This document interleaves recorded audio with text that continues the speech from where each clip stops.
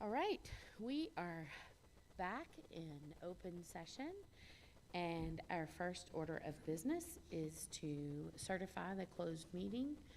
So if one of my colleagues will read that certification statement, that would be great.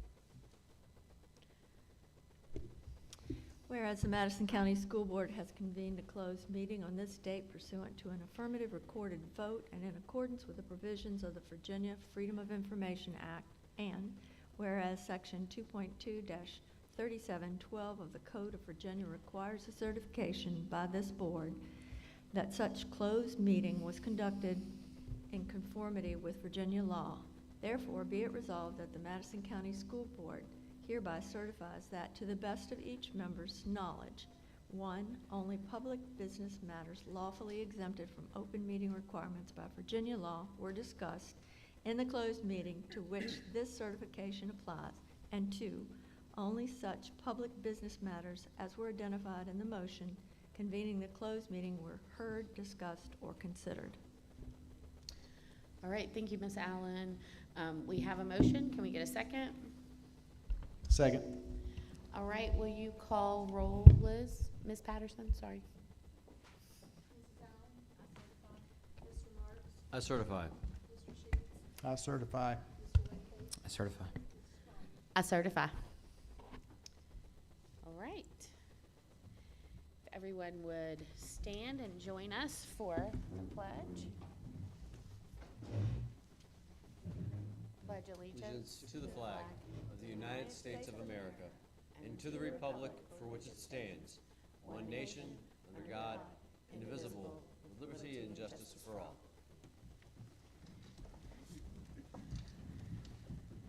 And a moment of silence.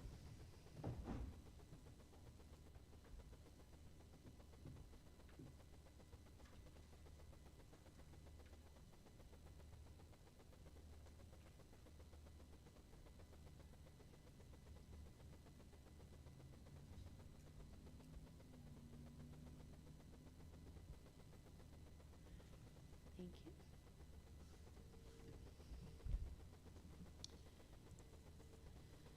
Okey doke.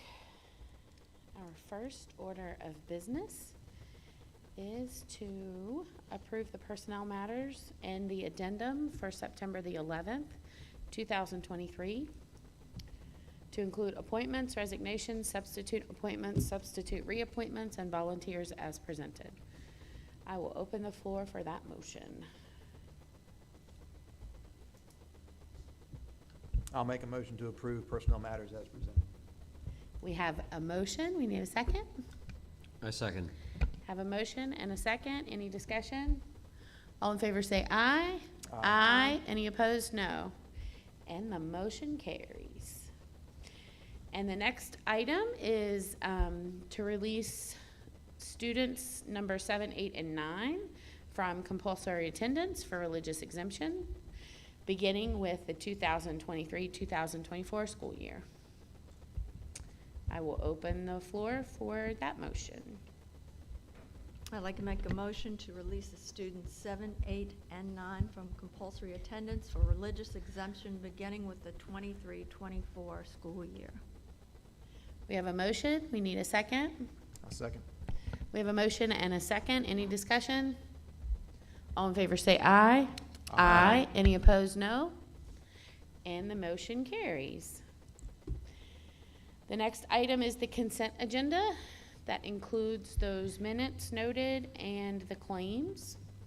I will open the floor for approval of the consent agenda. I'll make a motion to approve the consent agenda from August 14th, 2023, as presented. We have a motion. Can we get a second? I second. A motion and a second. Any discussion? All in favor say aye. Aye. Aye. Any opposed? No. And the motion carries. And we get into the fun part of our meeting.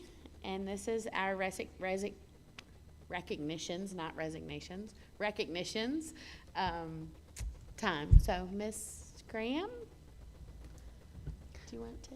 Yes, first up, we have the Employee of the Month, and Ms. Wilson from the middle school is here to present our Employee of the Month.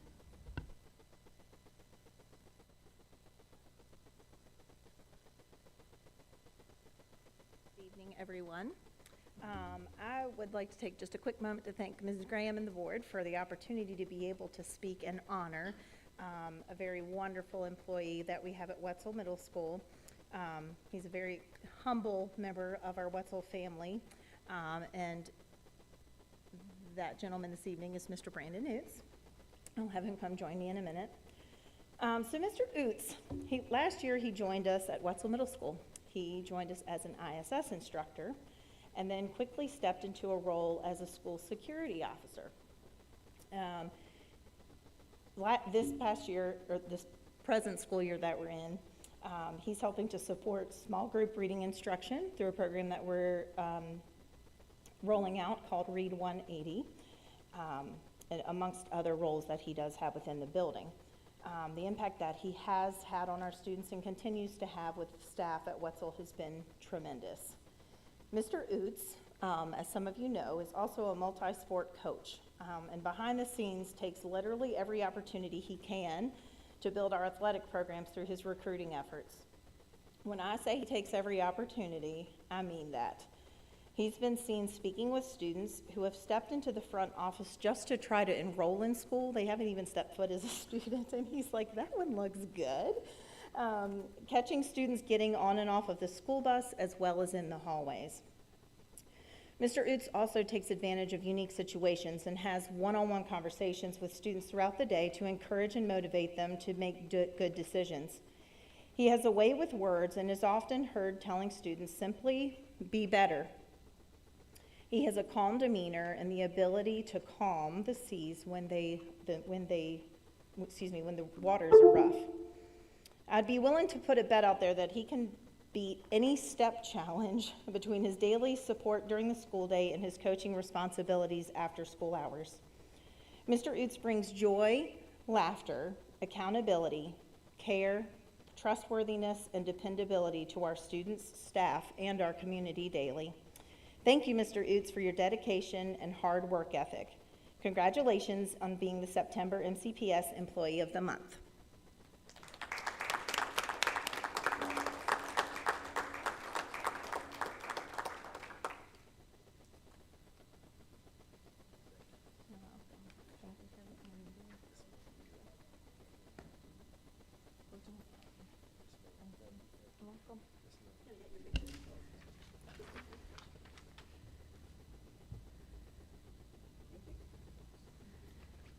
Congratulations, Brandon.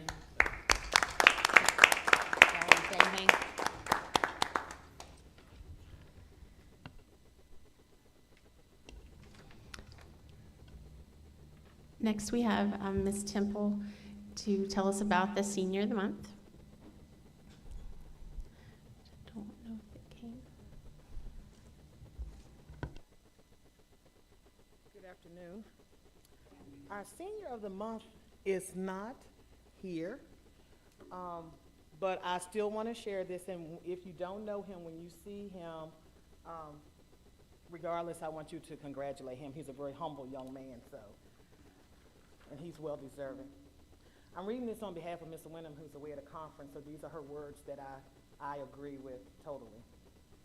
For those of you who haven't had the privilege, let me introduce Mr. Nick Galasso, a senior at Madison County High School who is a true gift to the art world. His innovative and creative ideas are indeed one of a kind, yet he remains incredibly humble despite his immense talent and never seeks recognition. Though he has numerous prestigious recognitions, it is because of educators or other adults who recognize his brilliance as an artist and submit his work in various competitions. Nick's kind and compassionate nature makes him a joy to be around, and it's clear that success is his destiny. He has added more than he realizes to MCHS. When informing Nick that he was the September Senior of the Month, he was reluctant and questioned me in depth as to why he was selected, meanwhile listing off numerous classmates that he felt were more deserving than him. This summer, Nick has taken his talents beyond the classroom to embrace one of our core values, innovate, within the school and our community. He has worked this summer on 2 admirable projects, including a large mural at the Malvern Pool, and he was the cover artist for the Madison Fairs program and the primary graphic used to market the event. On 2 occasions this school year, one in the classroom and one in the student section at the volleyball game, I was drawn to 2 pieces of Nick's work that were informal, yet still amazing, and both times I asked, who created this? Nick, the students and staff at MCHS are grateful to have you as a Mountaineer, and our very own Picasso. With your unique artistic abilities and unwavering determination, there's no doubt that you will make a lasting impact in the world. I'm incredibly excited to see the finished product of your parking space when the paint and brushes hit the asphalt in your parking space at our paint party in 2 weeks. Congratulations. So we will make sure Nick get these, and hopefully we can get a photo of him and Miss Winham.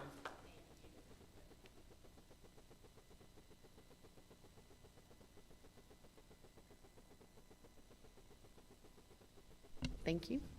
We're going to move into staff reports, and our instructional report is up next. Awesome, thank you. Mr. Pate, when you go to do the slides, if you could pull up the September 11th instructional report, will be the one we'll start with. I'm going to give you a quick data overview and talk about just a couple of things, and then we're going to have our first 2 schools present their instructional plans for the school year, and then next month we'll have the next 2. So Mr. Coiner with primary school and Ms. Wilson with the middle school will present tonight, and then we'll have Waverly in the high school next month. So just want to give you like a quick overview of the historical data. If you can go to the next slide and the next slide, starting right here. This is SOL scores, and this is looking at the raw data. If you listen to our governor speak about the honesty gap, we decided to clarify things for folks in Madison too. So this is just our raw data before the state puts on any growth or any other type of help that we've received to elevate our scores. So if you look over time, it's kind of hard to see, but I don't know, you can pull it up on your laptops as well. But right there in 2013, you see the first dip over time, and that's when there was new reading and writing and science assessments. So you can see the board adopted new assessments and new cut scores, so that resulted in a drop for us, and you'll see that across the next 3 slides. We don't have to turn to them yet, but you're going to see that pattern, so I might not go over this every single time with you for the next 3, but that drip, and like for here, for Waverly, that resulted in like around an 88% to about a 62%. Like was the fall that happened because those assessments changed. Then if you look, the next little blip you see in 2014, that's when the Board of Education started allowing expedited retakes for SOLs. During that year, Waverly declined in reading but improved in math. So you'll see like just a little change there. And then over in 2018, that's the first year of new accreditation model under the 2017 standards of accreditation. So more schools that year received accreditation. All schools in Madison were accredited that year. And for us though, Waverly and Wetzel still remain below 75%. And then you'll see that big final drop there from 2019 going down to 2021. Those were the COVID year that you hear about.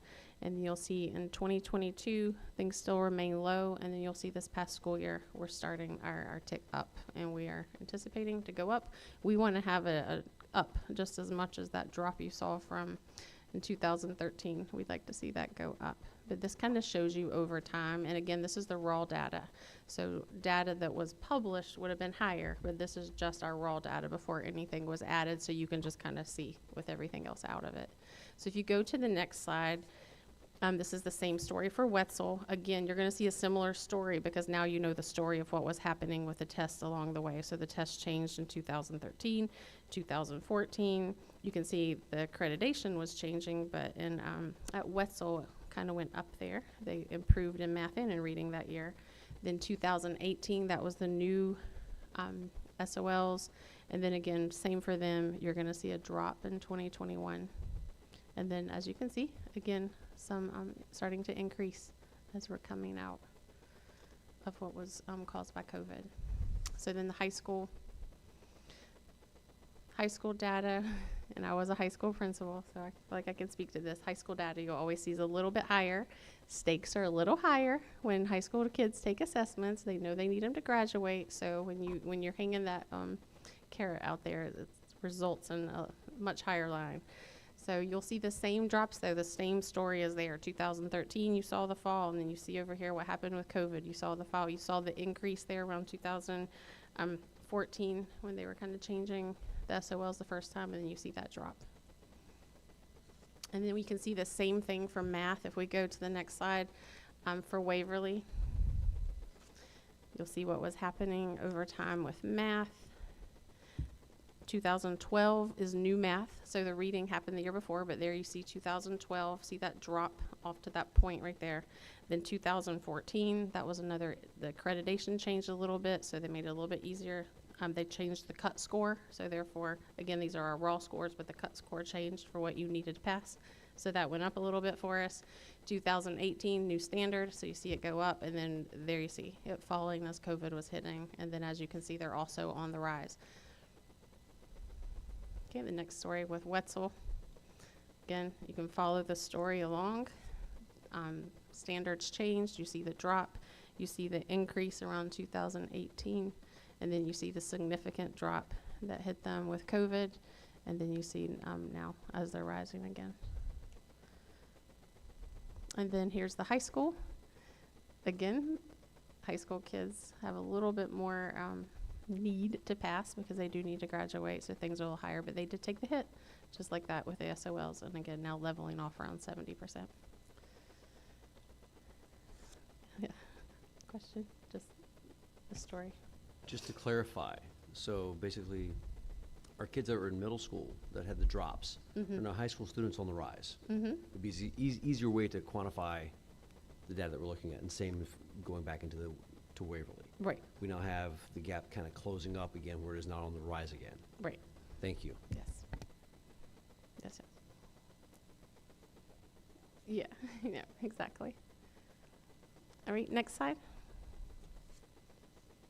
Okay, so I wanted to summarize this because this just came out this past week. That is Governor Youngkin's All-In Virginia plan. So we do know there's been a talk about the budget. We don't have a budget presentation for you tonight because we do not have the numbers that are allocated specifically to us. We're waiting on that information from the Department of Ed.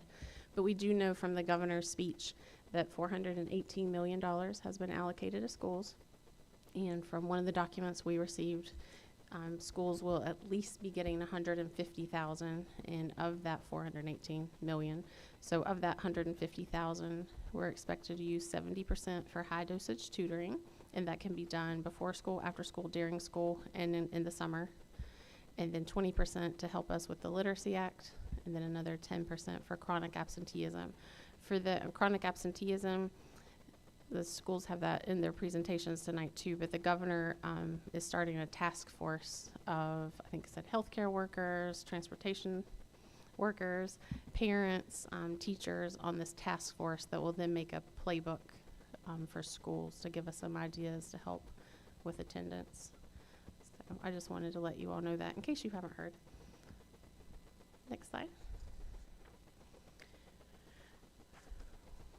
Changing the tune a little bit, but we're still, this ties in so much to what we're doing in the classroom, and that's that we still need people in our classrooms. We do have open positions. We still need 3 teachers at the elementary school. There's not an elementary class without a teacher. The classes are just a little larger than we're used to in Madison. Again, not more than 25 though, so we're not talking huge, but uncomfortable for us. So those positions are open: middle school math, high school biology, high school part-time engineering, high school media specialists, substitute teachers, and bus drivers. And then we have the whole volunteer sheet that we've made as well. So we're going to do an open house to try to recruit community members. There might be somebody in the county that's just not really aware. You know, we go to job fairs and stuff, but we want to welcome them into our buildings, and we're going to have admin on hand to answer any questions folks might have if they're interested in a job or interested in becoming one of our volunteers.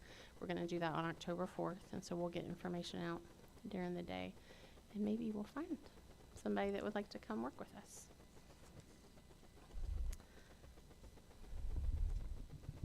Okay, so first up, we have the primary school. Mr. Coiner is going to review the school plan. Good evening, everyone. Appreciate having me here to speak with you this evening. We can go to the next slide. I'm going to talk a little bit about our plan, and I want to say that the plan doesn't obviously include everything that we do. It's a process of identifying weaknesses and then addressing those weaknesses. So to start with, I just want to review sort of how we prepared ourselves for this. And our first step was to create a comprehensive needs assessment in 7 core areas: alignment to the written, taught, and tested, leadership and learning, stakeholder engagement, academic achievement and achievement gap, which from the state, those were 2 separate categories, but the guiding questions that were presented from the state were exactly the same, so we compressed those into 1 category. Access to quality staff, student engagement and outcomes, and opportunities and resources. So the first thing we needed to do was to collect data in each of these core areas. So we went about that task, and just as an example for alignment to written, taught, and tested, some of the data that we collected for examination were pacing guides, lesson plans across grades and content areas, assessments across the same, formal observations, and in specific, the feedback provided to teachers within those formal observations as it applied to alignment, and the organizational framework of the school, the Virginia Standards of Learning, and the SOL curriculum framework. So the state suggested collecting at least 3 data sources for each of these categories. That's just what we collected for that one, just as an example. Then we went about analyzing that data. We provided the data to a representative team, so we had a team of educators that represented all grade levels and all departments in the building. They reviewed the data, and then we met to discuss what we saw, to identify what our strengths and weaknesses were, and then to determine what we felt like were the needs of the school. So we met for each one of these core areas. So this was a long process, and it took a while, but I think well worth it. And then we went about actually creating the plan, establishing the essential actions and the action steps. Basically, what are we doing, who's doing it, and what tells us if we've been successful. Next slide, please. This is just one sample page of the plan, and I'm doing this just for the first goal. The rest will be more summarized, but I wanted you to just to get a look at sort of the categories that we addressed in looking at each of these. First of all, the area of the focus is titled at the top. This particular one is for academic achievement and achievement gaps. Next is a SMART goal. So this is our overarching goal for the school. So this particular goal repeats, and our goal is that all of our students, achieve a 85% achievement rate in both reading and math, and then furthermore, students with disabilities will increase their scores by 10 percentage points on standardized assessments as compared to the 2023 results. And the essential action that we determined within this category was the students with disabilities.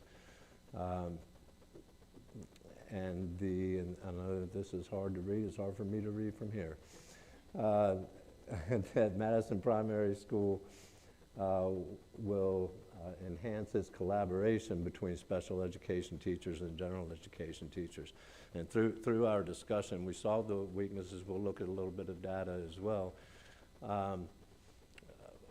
But we thought that was terribly impactful, and that the difficulty in getting those 2 groups of teachers together is real.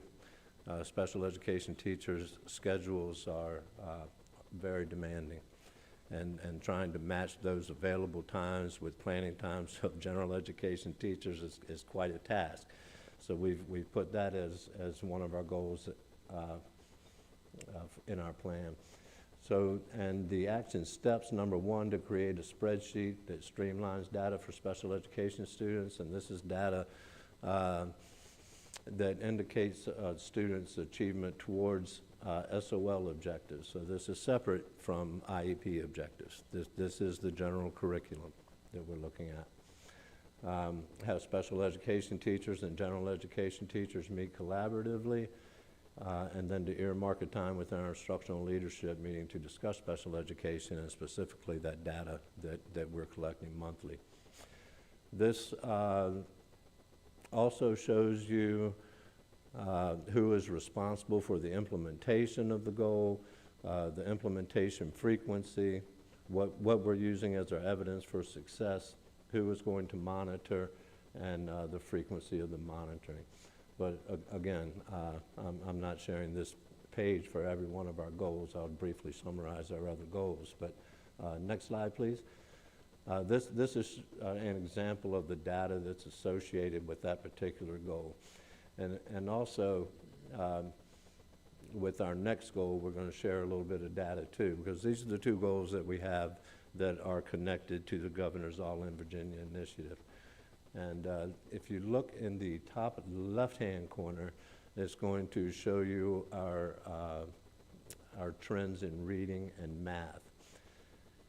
So that blue line right there is 2019, so that's our pre-pandemic. And as the governor suggested in his press conference, that there seems to have been no growth over a couple of years. And he's speaking about 3rd through 8th grade students.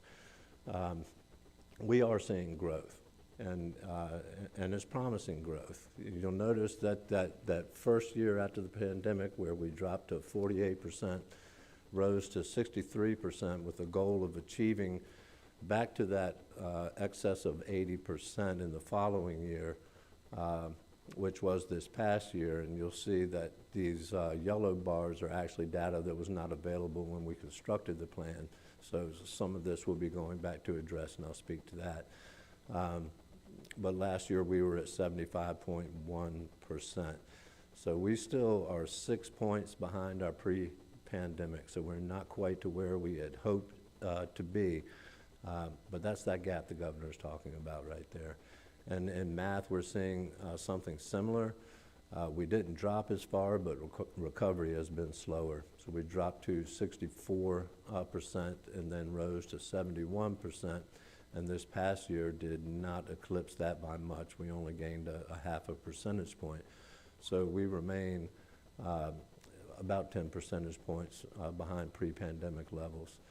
And I believe that the state average is still hanging at 15% below those pre-pandemic levels. So we feel good about the direction that we're going. I wanted to point that out as a reason why you're not finding reading and math in that initial goal. And the graph to top right shows you why we did include students with disabilities. The scores are fairly erratic from year to year, and needs of students change dramatically from year to year. So maybe that's not terribly shocking, but you'll see that we only reached that 70% threshold in 1 year in 2021 in math, and none of those years in reading. So we're looking at that being our focus area for that first goal. Mr. Quinn, can I ask a quick question? How big a population is that, students with disabilities? Is that, I mean, is it a It's couple people? about 20 students, 20 students in the whole? 18 to 19 whole to school? somewhere around there each year. Okay, thank you. Below is VKRP comparison, the PALS on the left and the EMAS, which is the math, on the right. And we continue to see great results there. We continue to outperform state averages. And the new data that we received just in August for 2023, we've actually made even more gains, particularly in math in excess of that state average. So we feel good about that. Sorry, can you remind us what VKRP stands for? VKRP is the Virginia Kindergarten Readiness Program. And that is becoming, we've spoken about PALS for years, and PALS has been mandated for years. PALS and VKRP are sort of merging now, and actually is going to apply to preschool through 3rd grade, which I think is a great thing because there's never been a full state measure on math. That's a very positive thing. And there's a social emotional component to that too. And we have other measures for social emotional as well. To be honest, the social emotional component of that is pretty subjective. It's all teacher response, and so it varies greatly from classroom to classroom. It's hard to create a goal on that sort of data. So, but it's a piece of what we look at. Thank you. Next slide, please. Our next goal, student engagement and outcomes. Our essential action is that we will encourage higher attendance rates by emphasizing its importance through enhanced communication and support. Our action steps being to emphasize the correlation between school attendance and student achievement at school orientation meetings. And I'm regretting now putting the word orientation in there because this actually means more than orientation. We'll be emphasizing this as we move through the year. Anytime that we can get large groups of parents together, we want to mention the importance of that. As an example, we don't have a big crowd here tonight, but I would like to tell everyone here tonight, it's important. And what the governor is saying in All in Virginia is that students who are chronically absent achieve 25% lower in math and 18% lower in reading than their peers that attend on a regular basis. We do weekly robocalls and mention attendance in those robocalls, and those are attached to an email that goes to parents, and we always include a little nugget of attendance data in there that's just very general attendance data, just like I just shared a moment ago. Number 2, provide alternative means of transportation for students who exhibit the need through the development of attendance action plan. We would like to have the ability, or more of an ability, to, if someone calls in and says their car broke down, we want to say, oh, we'll come get them, if it's a student on an attendance action plan. Sometimes we can do that, sometimes we can't, but it's something that we want to look at. Showing parents how important attendance is to us and how important it is for their children to be there. And the third one, provide monthly incentives for families whose students maintain a 95% attendance rate. I'll be honest, I have no idea what this looks like yet. We'll have our first meeting of our instructional leadership team this coming Wednesday, so in just a couple of days. But obviously at the primary school, this is not about incentivizing children. It's more about incentivizing parents. And how can we do that in a non-threatening way? And it's not a simple task, so that's something that we will tackle. Next slide, please. This is our attendance data, and it's sobering. Our chronic absenteeism rate for years has hung right around 5% ever since I've been in Madison, and I would bet for decades before I ever got to Madison. So we can see here that in 2019 and 2020, those numbers were right about where we expect them to be. That red line, by the way, marks 12%, which is the state's determination of success at the Tier 1 level in chronic absenteeism. Well below that line, comfortably below that line. And then within 1 year, we see what happened. We jumped to 17.6%, and that's the data we had moving in. So we knew about that jump. What we didn't know at that time was what was going to happen last year, and this is a disturbing trend. We went to 85 students that are chronically absent. Chronically absent student is one who has missed 10% of the school year, 18 days or more of the academic year. Just as an idea, out of those 85 students in the top right corner, chronic absenteeism tiers, we've separated the groups from, you'll see the blue indicates students who were absent 18 to 35 days, and then the red indicates students who were 36 plus days. 7.5% of our students, which is right around 7 students, missed in excess of 35 days of school. That's 20% of the school year. Mr. Porter, So, yes, sir. how many of these students are recurring year to year, or are they different students each year? There's a good-sized group that's reoccurring. That's actually something I meant to mention, so thank you for asking the question. That's something else that we do also, is that we track that data. So we look every year. So and already we've started this year making those phone calls. If we have students that were chronically absent last year and they've already missed 3 days of school, they're hearing from us. But it's, I don't know the exact number, Mr. Sheeds, but it's significant. Do you know this year, and it's not having very long, but do you think you're in the ballpark of 25% again? Do you know enough to say? It's looking similar. It's not encouraging. Is there a requirement to go to to attend a certain number of school days to pass on to the next grade the next year? There is not. And of course, retention in itself becomes another discussion, right? And it's a difficult problem.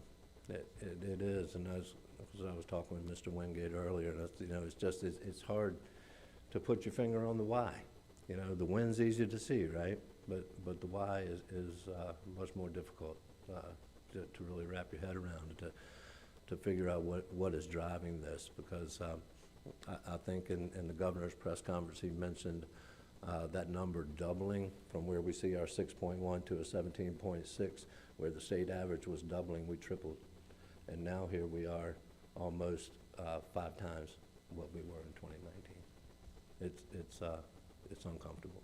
But when we talk to these parents, what is their response as why the children aren't coming to school?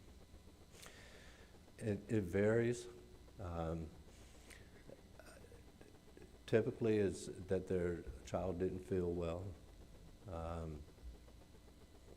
So if it's a case, we do attendance action plans for 2 different things. So in regards to the state code, we do an attendance action plan when a student has an unexcused absence for 5 days, and then there's a process for 5, 6, and 7 days that you go through. We also will do the same thing when a student hits 10 days for any reason. So when we meet with those parents, we're suggesting that they send their students to school if they have a sniffle, unless they have a fever, or if they're vomiting. We want them to come to school. If that discussion is unproductive, then the next step might be to require doctor's notes. And I'm going to tell you that doctors are more than willing to write a note. It's difficult because these are not cases that are addressed in state code. And state code addresses unexcused absences, and we're going to consider that when a parent calls us and tells us that their child is sick, then that's an excused absence. There have been cases where parents have told us that, we just needed a day off.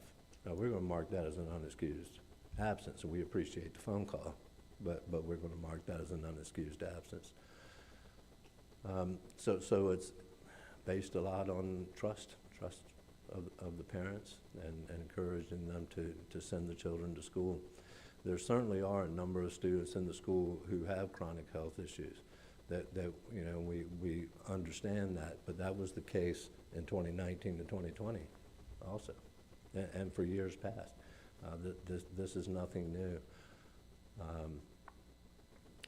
The governor also points to the Attendance Matters resources that are available through the Department of Education. We certainly have examined those as well, and the sorts of things that are suggested are creating a positive school environment.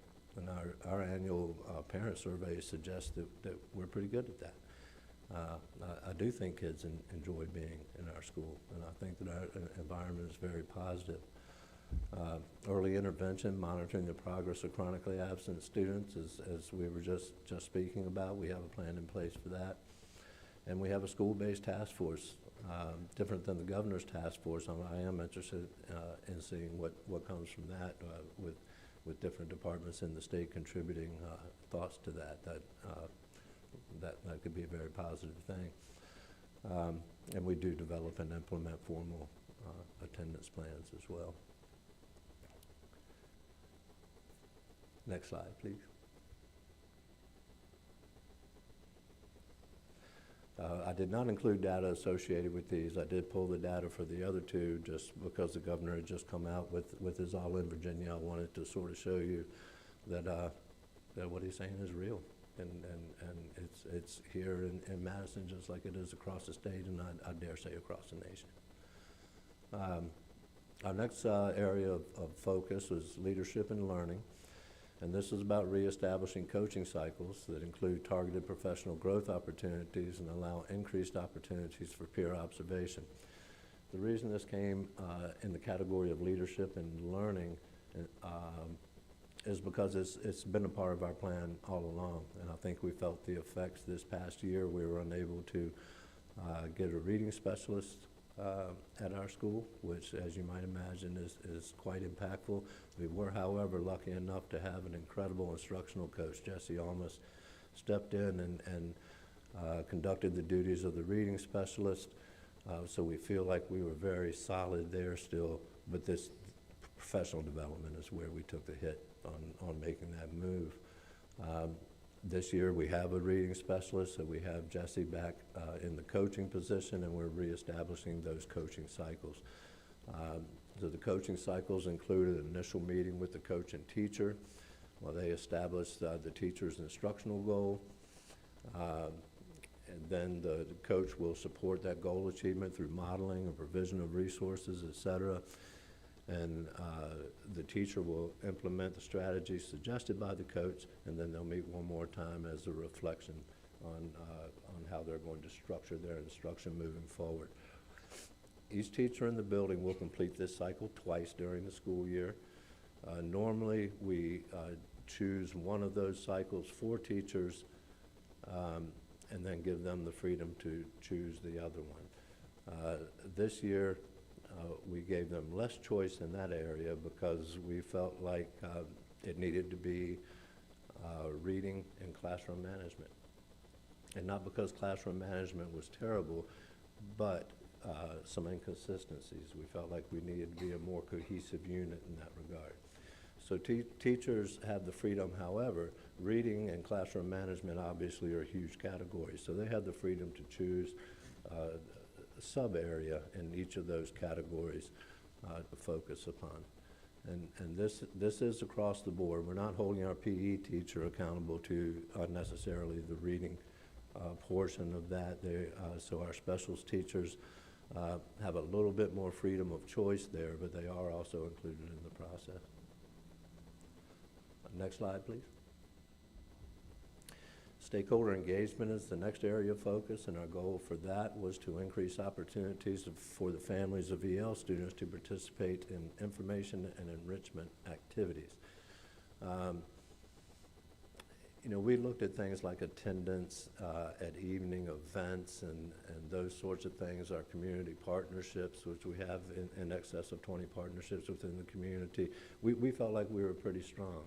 But if we were going to look at one area we needed to do better, it's EL students. Number one, making sure that parents understand what we're asking of them. So we need to be sure that we're getting the English and Spanish at a bare minimum out to our families. We need to make sure that parents know that we can get a translator for them, and whether it's an automated translator or somebody within the building to enhance our communication with those families. And we also want to offer multicultural evening events that are designed to engage EL families. So not that we want every evening event to be a multicultural event, but one of them should be. And in the past, it hasn't. So our goal is for this year to include one multicultural evening with an ongoing goal of 2 multicultural evenings through the year. And we typically have monthly evening events at the primary schools, so 8, 9, or 10. Well, 10, I guess, but one's always ice cream social at the end of the year. It's always fun. Just roughly, how many ESL students do you think you have? We have about 15. We have 5 more today than we had last week. So we actually registered 2 Spanish-speaking families that brought their own interpreter today. So we're adding some students that have no English, so we'll require some considerable support. Overwhelmingly Spanish, right. Next slide, please. Our 5th goal was that alignment goal that I sort of used as an example earlier, with our essential action being to create lesson plans and assessments that ensure alignment, attainment, and proficiency of the Virginia Standards of Learning in both content and cognition as defined in the curriculum framework. What we found through examining the data was not so much that our instruction was lacking, but our assessments did not reach the rigor that they probably should have. For example, a standard might demand that a student describe a particular process when the assessment asks the students to identify it, and it's a different cognitive level. So we need to make sure that those are aligned with one another. And we've also, well, let me run through the action steps, to develop aligned pacing guides across content areas. We've done that already now for reading and mathematics, so we have science and social studies yet to go. Develop lesson plans in alignment with the academic and cognitive expectations in the curriculum, and the same for assessments. One of the things that we'll do, and something that we've had for a long time, are lesson plan banks. We felt like years ago that would help ease the pressure on teachers in regards to planning. So we have those lessons banked already.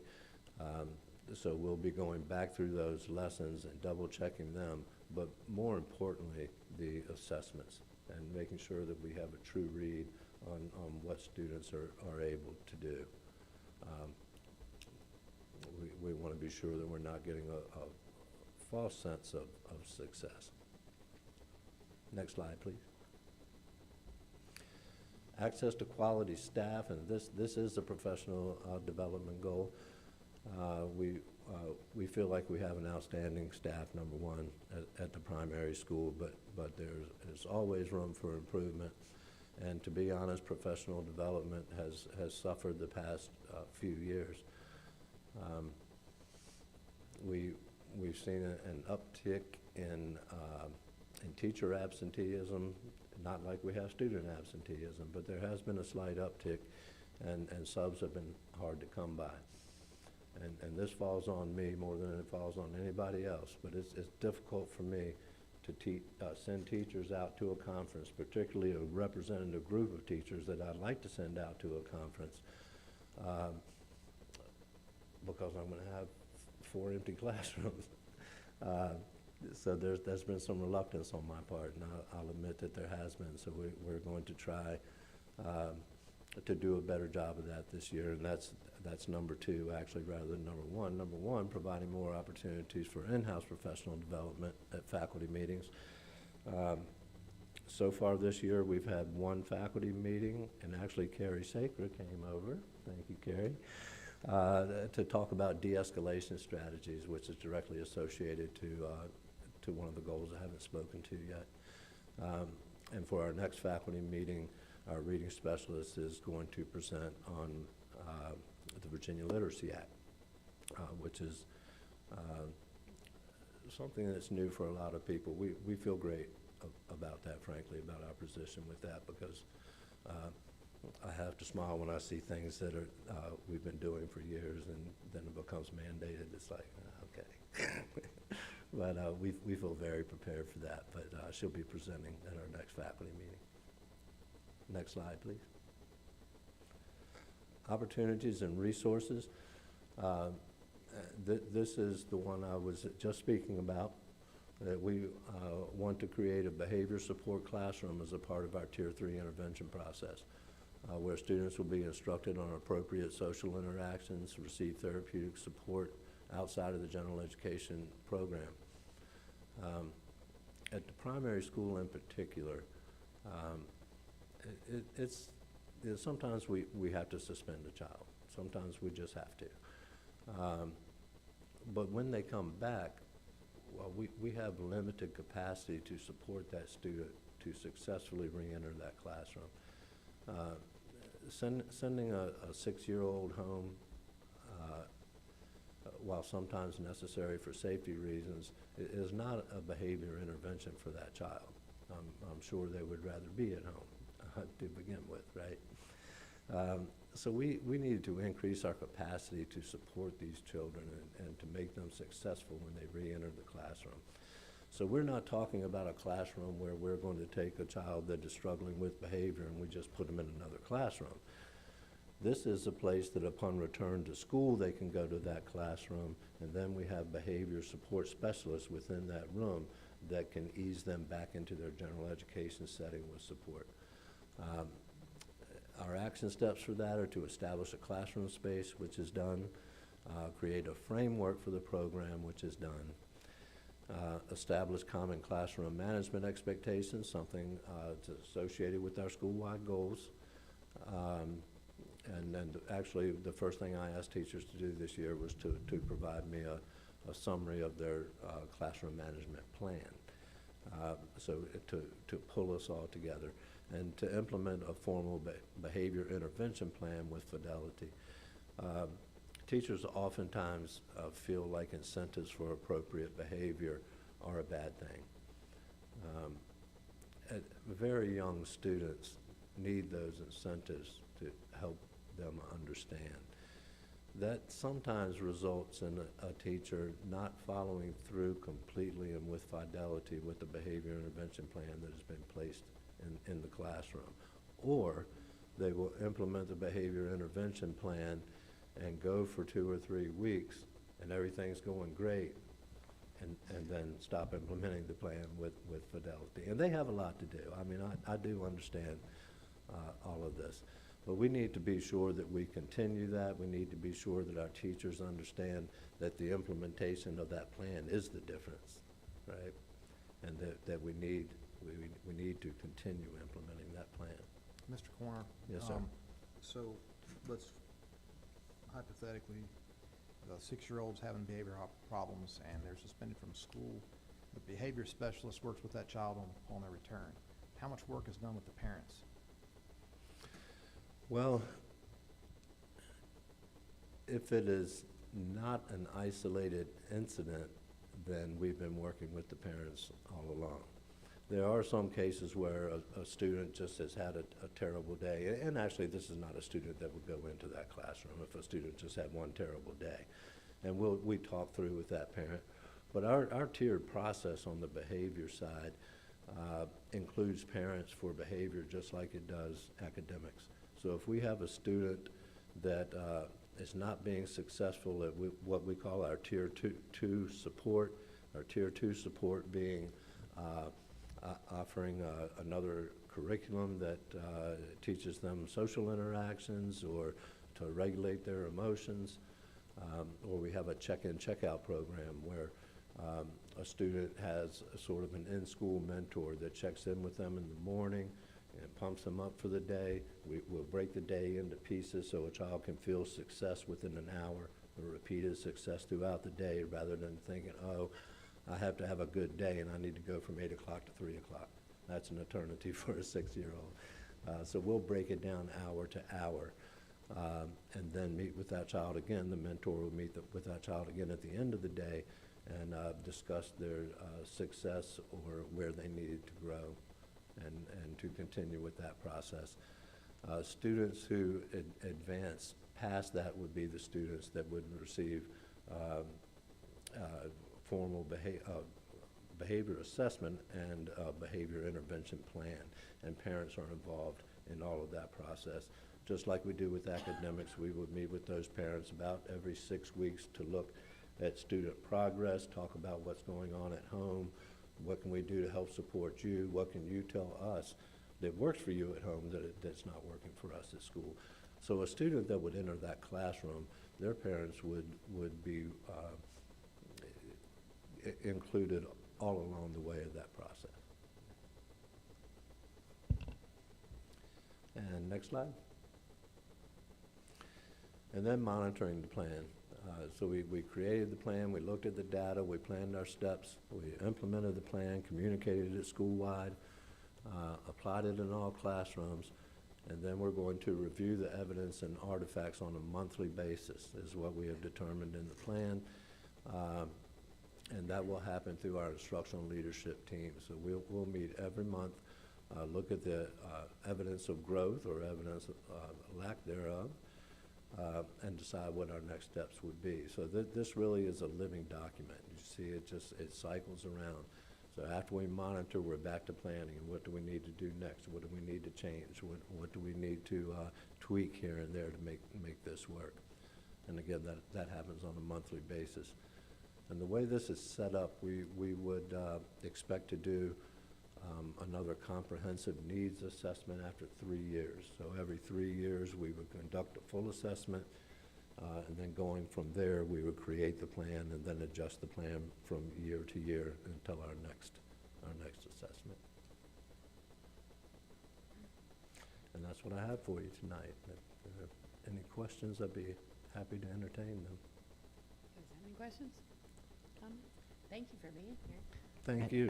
I had just a couple real quick question and comment too. I just want to say, I consistently get word and feedback and stuff about what a positive culture there is in the primary schools. So I commend you. That's a leadership thing, and so I commend you for that. Thank you.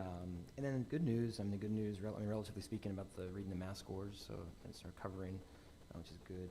I think the last thing is absenteeism. That's kind of sobering. And it's kind of a question to think about is, how can we help? I mean, what you mentioned incentives, which is of course important, but they're probably, we got to figure out consequences also. So the carrot and the stick both. And whether it's at some point is that some number of absences you don't pass, or I don't know. I don't know, but something to think about. How a division policy maybe to say, hey, there are consequences, because it's not just the academic side of stuff where you're building a habit of not a very good work ethic. I think it's going to bleed over into their life, and so that is kind of sobering, and maybe we need to think about how we can help in terms of, I don't know what the answer is, but something to think about. And we're trying to figure that answer out as well, but I appreciate it, yes. We look at that as likely being the #1 negative impact on our school right now, I think by far. Yeah. Thank you. Thank you.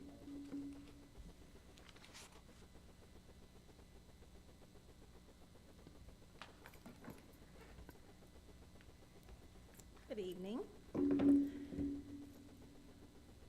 All right, Wetzel Middle School. If you all could actually go ahead and click on the school quality profile report first, that would be great. That's a link. Yeah. So what you're going to see in front of you, is there any way to make that larger? Thank you. So what you're going to see, this is actually our school quality profile before you for the 22-23 school year. We remain at a level 1 for our mathematics scores. English is at a level 2, which is where we were last year, but we've made some improvements. And science is a level 3. I would like to speak to science and say that it's been a couple years since we've had full staffing for science. This year is huge. We have 4 certified science teachers, which is going to help immensely. to have the staffing that we need to help with science. Our English is for, you'll see the level 3 indicator, that is for achievement gaps, gap group students. Then as other schools, you will see that our chronic absenteeism dipped into a level 2. We had 86 students out of 396 who had 10%. So we did fall with absenteeism. So this is just a snapshot at where we are sitting and how we've created our plan around it. So if you will click out to the next slide and pull up our plans. What is level 2 and level 3, what Yep. does that mean? So level 1, it's where level 1 is where you meet the expectation or you're above the expectation. Level 2 means that you are close to it, you are near. And level 3 is you are below the standard. Level 2 can also mean that you're making improvements. So if we can click out of this slide.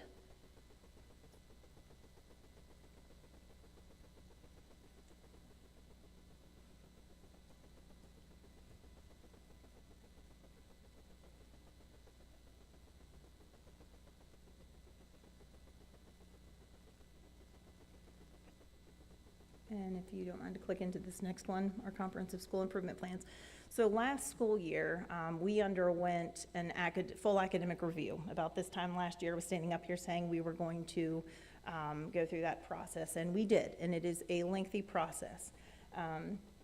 We went through very similar documents as to what Mr. Coiner stood up here and spoke to you about, diving through lesson plans, diving through pacing guides, classroom observations, and what came out of this was our improvement plan. And we started these have updated improvements based upon the new data from the 22-23 school year. And what you will see is the area of focus. So this is our English all students goal. It is based upon the SOL. And so for this upcoming year, our goal is to move from 63% to 70% with our SOL growth. You can see along the left-hand side, I'm not going to go through each piece because I do highlight that on another slide, but you will see that we have, this is very detailed. It does explain the process of what we're doing to help raise those scores and the achievement of students. But you'll see professional development, continuing our Marzano's High 9 yield strategies. We took a deep dive into those last school year. We are continuing them this year. We created a very specific lesson plan template for teachers to be able to use to ensure that we're aligning the curriculum appropriately. Coaching opportunities with our instructional coach, with our teachers. We created 9-week benchmark assessments to be able to see where our students are each 9 weeks in relation to the SOLs and their growth. This year, for reading, we're very thankful that we were able to get our textbooks when we did. They've been a huge asset, and our teachers continue to dig deeper into what that is able to offer our students. There's a benchmark that comes along with that, and it can be given 3 times a year. It gives us a reading level, a Lexile score, a grade level equivalency.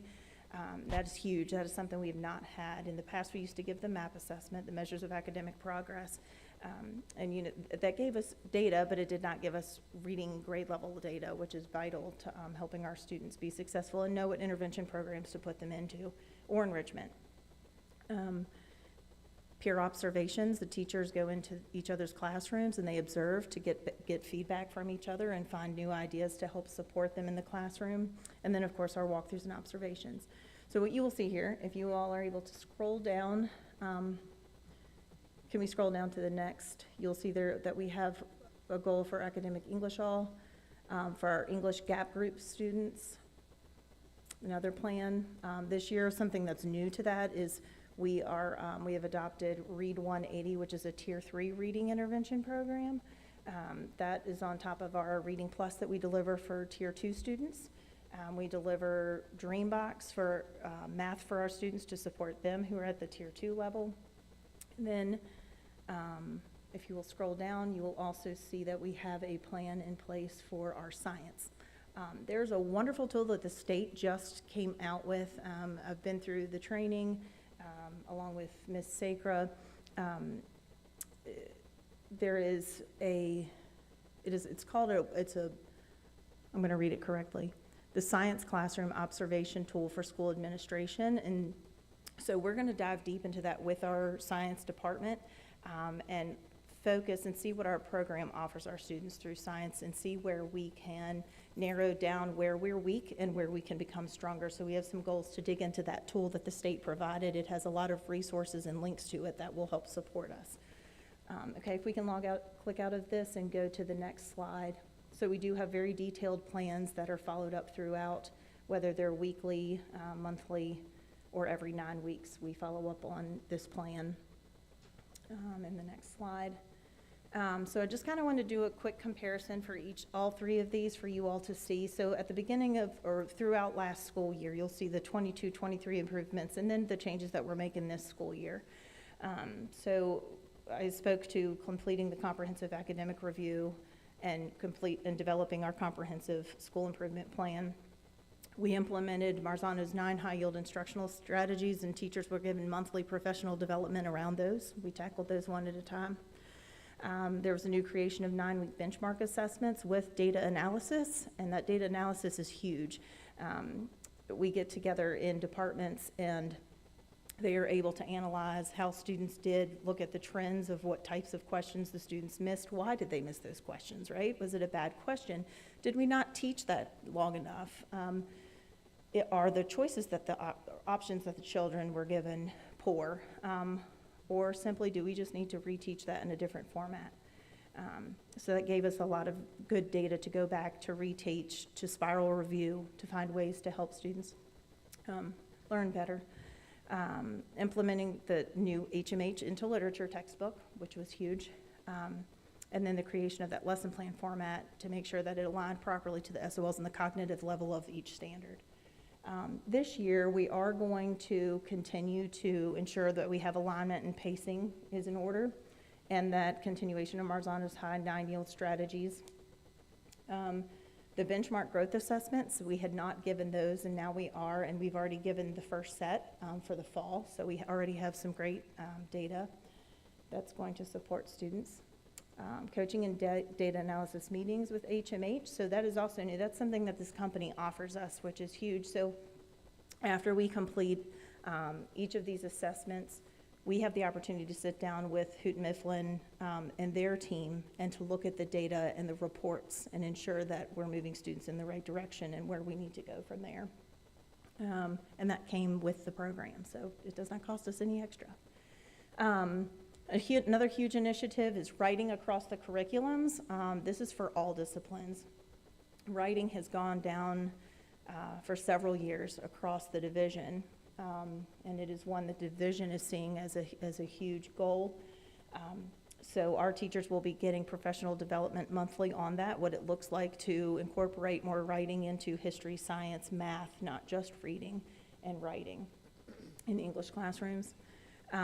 Writable is a piece that is offered through HMH as well, and our teachers are utilizing that this year, which is another strength for helping our students with their writing skills. I do want to mention that our 8th grade teachers this year have been blown away because the reading SOL in 8th grade also has a writing component to it. They take the writing SOL in March. It is a multiple choice and a writing prompt.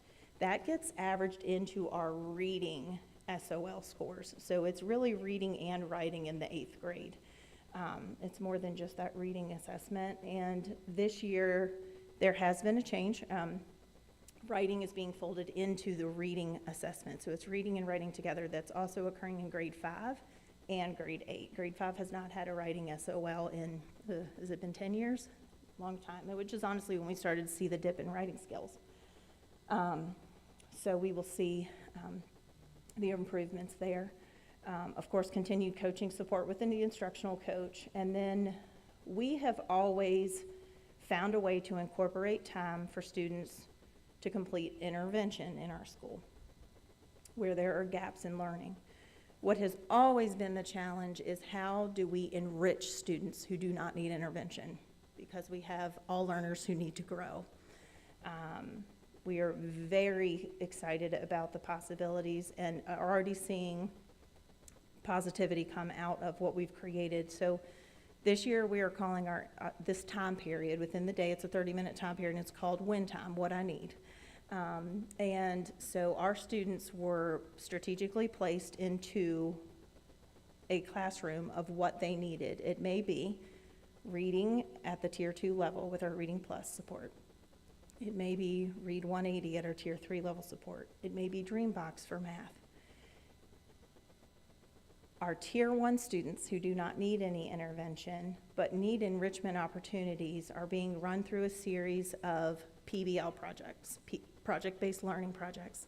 These projects rotate from content in math, content in reading, content in writing, content in history, and science. So it goes through all disciplines, and each week they're given a new project to complete. It requires collaboration, it requires research. They're awesome. We had the instructional leadership team from the school board office come through, or from the school board office come through last week and did a walkthrough with us, so they got to see a sampling of what's occurring in each of those classrooms. That time is 30 minutes, 4 times a week. And we're already seeing some positive gains. The kids are all in. And to backtrack, I was telling you about that 8th grade writing SOL. There's just a light, I feel, this year beaming down. Our 8th grade teachers were thrilled to see what our last year's 7th grade students, now their 8th grade students, are doing with writing. They are getting writing. They are getting pages of writing, and they're not pulling teeth to do it. Well thought, planned writing pieces. So it takes time, but we're starting to see some of the benefits. So that's a positive thing I wanted to express, that the teachers are just thrilled they're seeing writing happening. So next slide. Can I ask Sure. a question? Sure. Do the Tiers 2 students and the Tiers 3 students ever get a project-based activity or? Yeah, so our tier 2, so the idea of the tiered levels of support. So the idea is that a student doesn't stay there in that space. We hope that we give them the skills, we work on those weak areas, and they can come out, right? And they're working with the Tier 1 curriculum. We have discussed that as the year goes on, sometimes that can become a little mundane to just continue to stay if the need is to stay. And so we have planned that as the year goes on, that for like a week at a time, they will come out and they will participate in PBL projects to give a break, to give them the opportunity for some different enrichment as well opportunities. So yes, that will happen intermittently. Yeah. Okay, great. Mm-hmm. I'm a PBL Fan? nut. Okay, gotcha. Yeah, they're fantastic. Last week, I they think had to. all kids should have PBL opportunities. Agree. Not just Tier 1 kids. Agree, and those are happening in classrooms as well with regular curriculum instruction.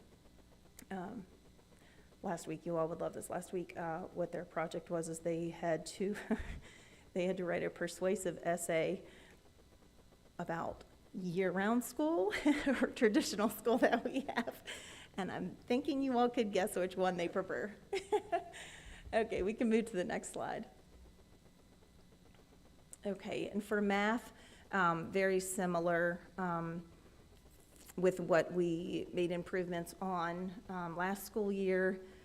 This year, a continuation of the Marzano's High 9-yield instructional strategies with professional development. We are going to look at a specific format for lesson plans for math for this year. Coaching support, again, enhancing that writing across the curriculum within math. And then you see again this here win time, what we have available for students. There's also one other enrichment opportunity called Mad Minds, which I hope I'm not misspeaking for Ms. Ford and Mr. Morris. I believe we are on year 6 or 7 of Mad Minds, which is an opportunity where some students have time to collaborate with students from New York, from Upper West Side Manhattan, and they talk about issues and the different, what it's like here in Madison and They learn all kinds of wonderful things, so that's a great opportunity as well. Okay, next slide. And then in science, I mentioned before this great science classroom observation tool that the state has just created. They created it this past June, in fact. So we are going to be working pretty intensely with the science department to find areas for focus where we can make improvements. And again, just having those 4 certified science teachers is going to be a big deal for us this year. Increasing opportunities for hands-on experiments and learning. We've always done experiments, but finding more opportunities and ways that we can get them into those. And then writing across the curriculum as well. And a lot of that is getting students to explain their learning in ways that aren't multiple choice, you know, writing out their thinking, explaining it, the why. And of course, we have the absenteeism that I spoke to early in the beginning of my little presentation here. We have not tackled that yet at Wetzel to figure out what our plan is. We've had one school improvement team meeting where we discussed the academic side of things, and at our next, we will be diving into how can we help with absenteeism in the middle school as well. Do you all have any questions? Anna, do you think it's across all the schools, probably, that absenteeism? It is. I think they're pretty high, like they said 22% for you and 25% that high. The highest one is the primary. And I think a lot of that too goes to, for several years, we were telling the parents, keep them home Right, with right. every sniffle. Yeah. And now we're like, wait a minute, we're back. So we are seeing the highest chronic absenteeism at the primary school.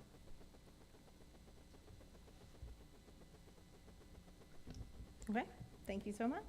Thank you. Okay, so next month you'll hear from the high school and from Waverly.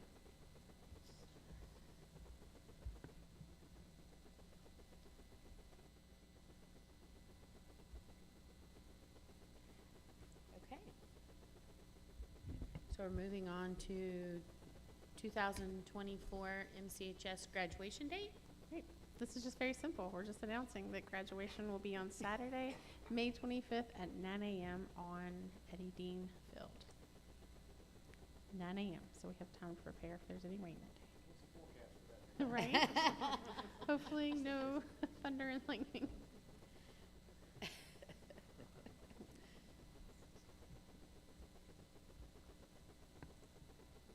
Okey doke. We are in our public comment time. Anybody that wishes to address the board is welcome to come to the podium and state your name and the area of the county that you live in. And you have I have forgotten because I wasn't here last time, 3 minutes? 3 minutes. You have 3 minutes to talk, and it is open for anyone that would like to address the board. You're welcome to come up.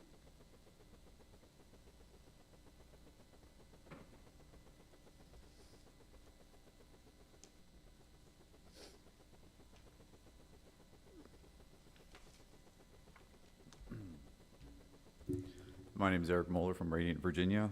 I have issues with the draft model policy on Section 3, Section D, actually Paragraph 7, last sentence. Parental disagreement or perceived lack of support regarding the child's gender identity choices shall not be reason to suspect child abuse or neglect. I have issues with that because who determines what a disagreement is, who determines what a perceived lack of support is? Because under Virginia Code 22 VAC 40-705-30C1, mental abuse or mental neglect includes acts or omissions by the caretaker resulting in harm to a child's psychology or emotional health or development. As a result of the caretaker's action or inaction, i.e. perceived lack of support, the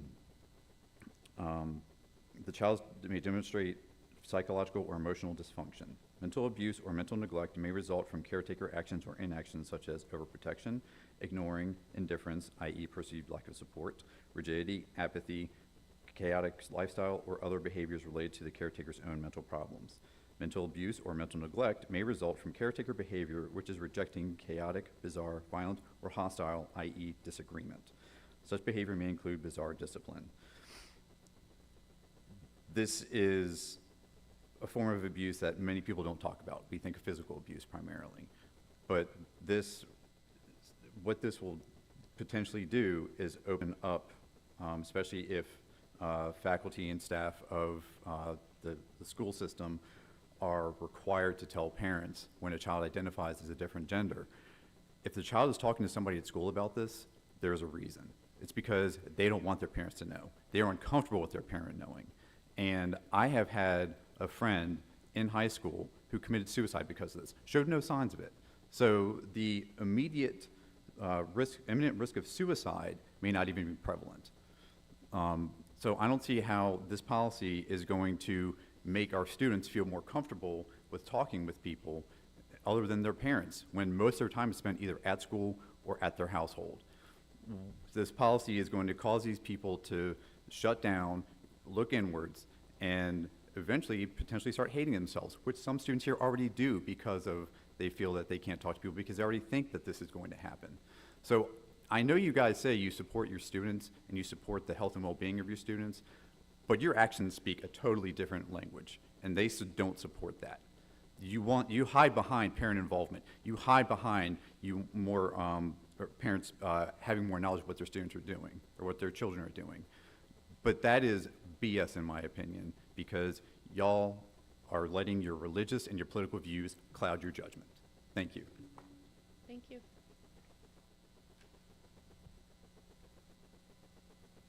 Would anyone else like to address the board?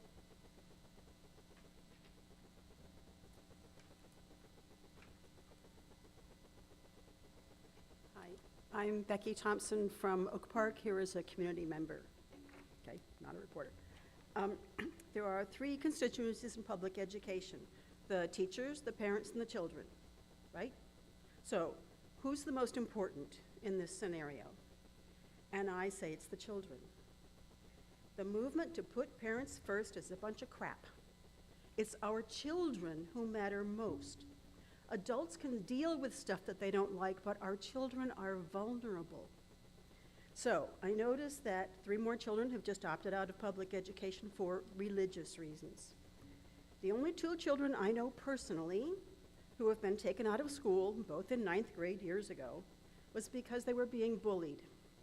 But the parents had to cite religious reasons in order to take them out of school because that's what the law says. I mean, it's easier to do that. So as you discuss this model policy on privacy and dignity and respect for all students, I propose that you divide the policy into 2 different policies. One on anti-bullying, that's in paragraphs 3A and 3B, and pass that tonight unanimously. Great policy. But please take a harder look at the rest of the policy. Put your mind on children first. Take a look at paragraph D4, which says that paragraphs can request in writing that their child be called by a name and pronoun other than what's on their official record. Not changing the record, but the parent says, please call Samantha Sam. Call him a he. In these cases, obviously, a parent in consultation with doctors and therapists has decided what's best for their child. And then look at paragraph D6. And that says, if a teacher thinks that calling a child by a different name and pronoun would violate their constitutionally protected rights, then they don't have to do what the parents are asking the school to do. And how is this putting the child first? How is this even putting the parent first or second? So I implore you, divide the policy and table the parts about sex and gender. Do more research on it. Look into your hearts. Heed Jesus' call to love the child. What character trait made one of the top 5 in the character education survey? Kindness. Please don't pass the policy as written. It doesn't provide for the privacy, dignity, and respect for all of our children. Thank you. Thank you.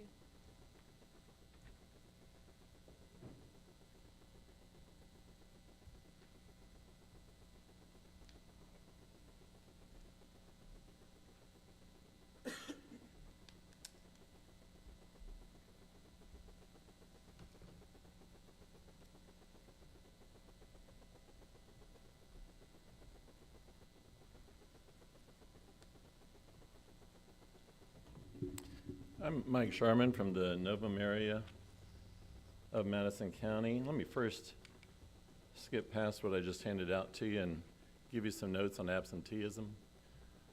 As was mentioned by one of the principals, absenteeism has all sorts of different causes. I've been guardian ad litem working with children for about 35 years. It could be a chronically sick child in the home that everybody needs to take care of. It could be a parent who's addicted, all sorts of things. Could be parents who don't care. Non-chronic, you can talk your way through.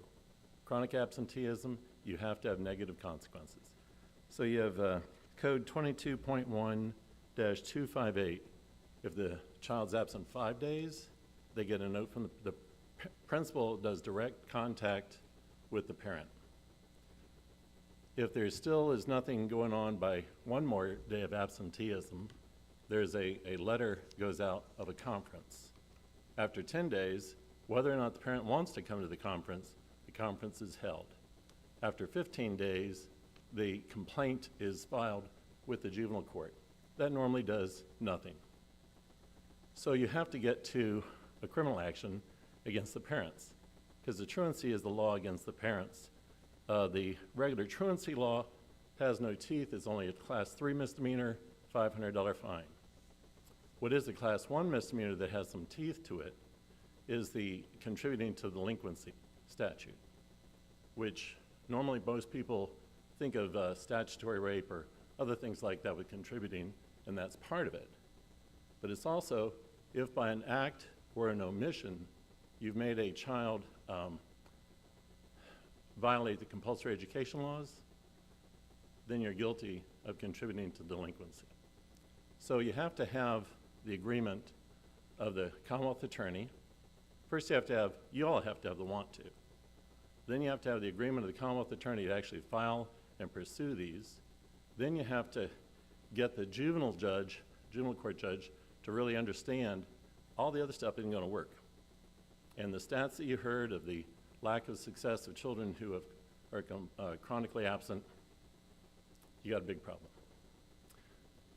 32 seconds left. You heard the scorn and sarcasm from those who don't think parents have rights. I gave you a handout with the law that says the law already is, the parents have rights. They've always had the rights. The child doesn't, in terms of being able to direct their own upbringing. Not only the code, Supreme Court, Virginia Supreme Court says the parent does. The school absolutely does not. It's the parents who direct that. The sarcastic ones, the ones who want to throw stones at you for doing what the law says, they're trying to have a revolution in which the child rules. Thank you.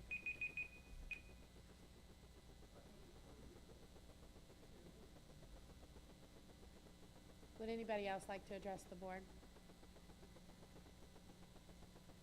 I'm not sure if I'm actually ready for this conversation. Hi, my name's Christina Cully, and I live in Wolftown. So I have a question. Is there a financial recourse if for the chronic absenteeism? Does that negatively impact the budget for the school, the money that comes to the school? No. Okay. The other thing was the parents are saying that the kids are loving the schools, and I'm wondering if there's ever been a survey done for the students themselves? There has been? I think so. Has it been done recently? Because I talk to the kids often. Actually, recently, the other day, there was 5 of them, and they were talking about how much they hated school. And I was like, well, if you could change anything about school, what would it be? And the first thing they said was the taste of the drinking water. And I asked them what they were talking about, and they said it smelled and tastes like a toilet bowl. And the second thing they said was the food. So I started thinking about, a lot of foods are genetically altered. Possibly they're genetically altering the children. I'm not, a scientist or anything like that, but if we're consuming genetically modified foods, that would be genetically modifying the children, and then we'd be complaining about any anything that has changed within them through the 13 years that they attend public school on the teenage end of that. Like maybe it's something that we could look backwards to see how we're going forward. But I just think it's interesting that the kid, like that, not more recess, not more art, but like clean drinking water and good food, which is nourishing. And if we have chronic absenteeism, then if sickness is a part of that, then is it possible that we could focus on nutrient-dense food for our children that would boost their immune system, possibly? I know I'm left field, completely left field from everything you guys are talking about. It's all data and numbers, and I really didn't understand most of what was said. But the kids, I feel like if they hate coming, then isn't it the responsibility of, like, education is exciting. There's so many things to learn. There's so much magic and wonder and mystery in the world. And if it's like pulling teeth to get them to go somewhere, then there's a problem on this, like on this end of that, possibly. And so I was unprepared for what I said, but thank you. Thank you. Yeah. Would anyone else like to address the board? All right.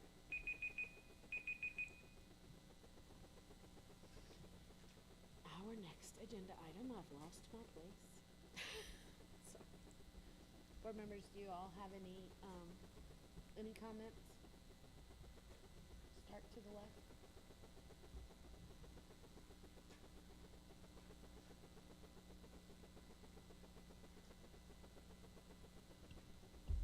Yes.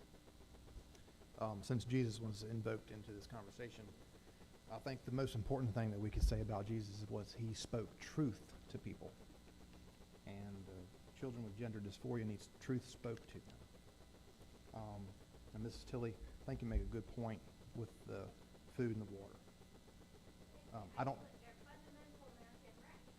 don't know that there's, I don't have any data to say that that's what's happening, but I mean, it is possible, no doubt. But I do know that I think, and I was part of this demographic, there's, in every school year, there are a certain number of children that don't want to come to school.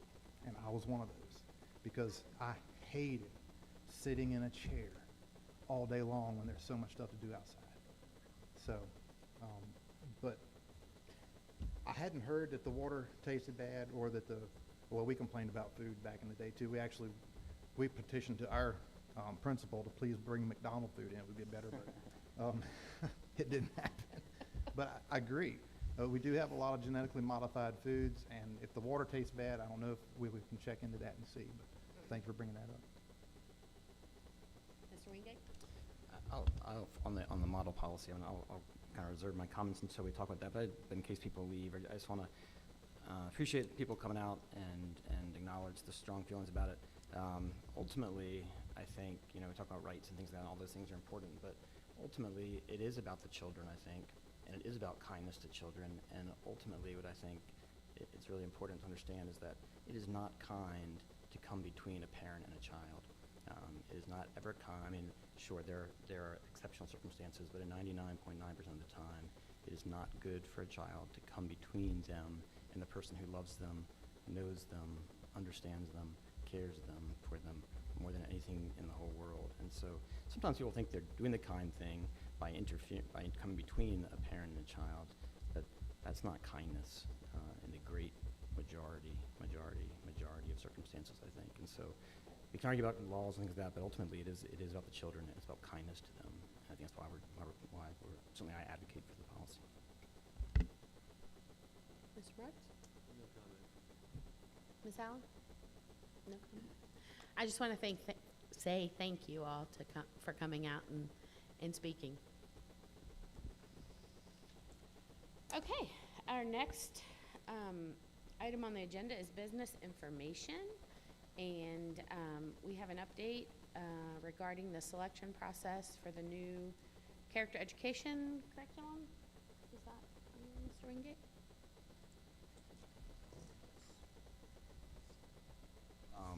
Just a very quick update.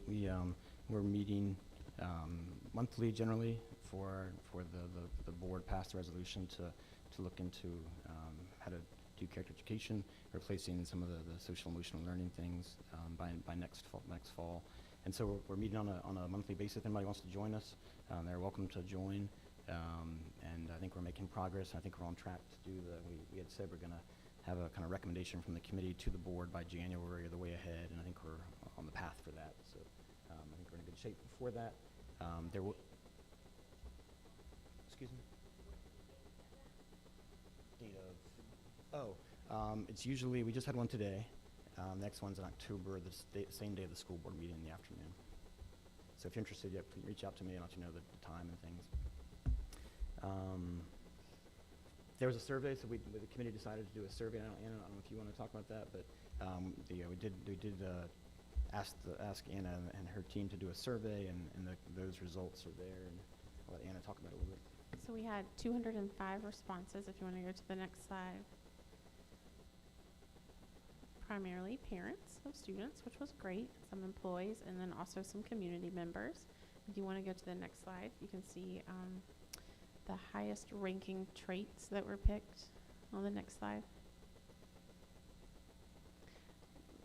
So of many, many traits to pick from, the top 5 were respect, responsibility, accountability, integrity, and kindness.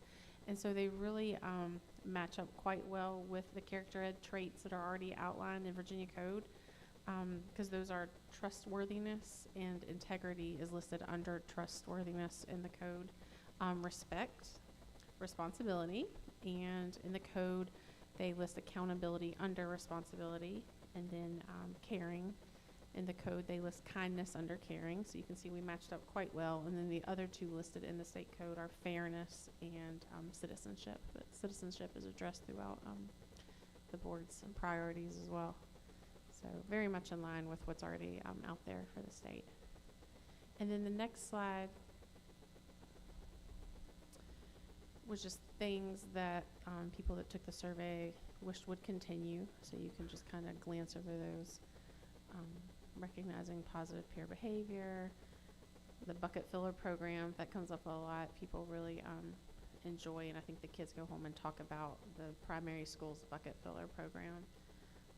People want us, they mentioned the words over, like respect, kindness, accountability, and for that section. Anti-bullying is huge.